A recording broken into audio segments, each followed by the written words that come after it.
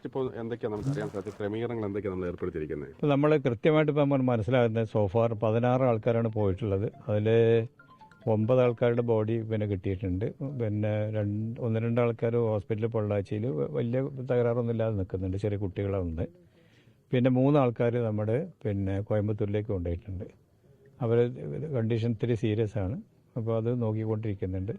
പിന്നെ മരിച്ച ആൾക്കാരുടെ ബോഡി പോസ്റ്റ്മോർട്ടം ഇന്നലെ രാത്രി തന്നെ പിന്നെ ആരംഭിക്കും. മലപ്പുറത്തുനിന്നും അതുപോലെ തന്നെ നമ്മുടെ പാലക്കാട് നിന്നും അതിനുള്ള പിന്നെ സഹായങ്ങളൊക്കെ എത്തിയിട്ടുണ്ട്. ഇതാണിപ്പോൾ കിട്ടിയപ്പോഴുള്ള വിവരങ്ങൾ. പോകാത്ത അധ്യാപകരുടെ വീടുകളിൽ പോയിരുന്നു. പോകാത്ത അധ്യാപകരുടെ വീടുകളിൽ പോയിരുന്നു. അവരൊക്കെ വളരെ അപ്സെറ്റാണ്, അവർ സംസാരിക്കാൻ തയ്യാറാകുന്നില്ല. പക്ഷെ എന്നിരുന്നാലും അവർ പിന്നെ പോയ ആൾക്കാരുടെ പേരൊക്കെ അവർ തന്നിട്ടുണ്ടായിരുന്നു.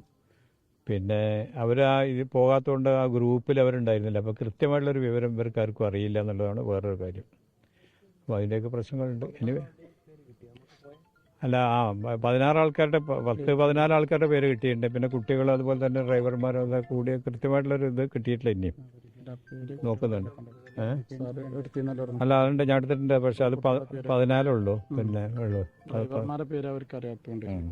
നമ്മളെ ഇവിടെ പൊതുദർശനം അങ്ങനെ എന്തെങ്കിലും 2 ഡ്രൈവർമാരുണ്ട്.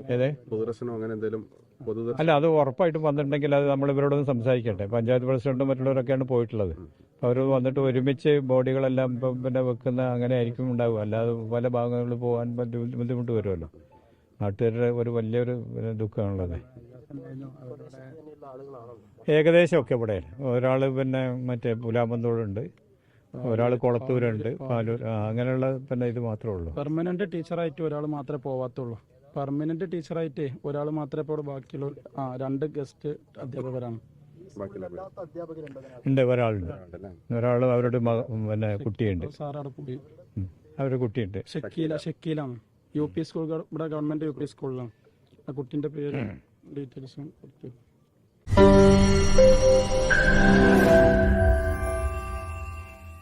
ലോകത്തെവിടെയായാലും ഏത് സമയത്തും 24 വാർത്തകളും ഓഗ്മെന്റഡ് റിയാലിറ്റി പാക്കേജുകളും എക്സ്പ്ലെയിനറുകളും വിശദമായി കാണാൻ ഞങ്ങളുടെ യൂട്യൂബ് ചാനൽ നിങ്ങൾക്ക് സബ്സ്ക്രൈബ് ചെയ്യാം.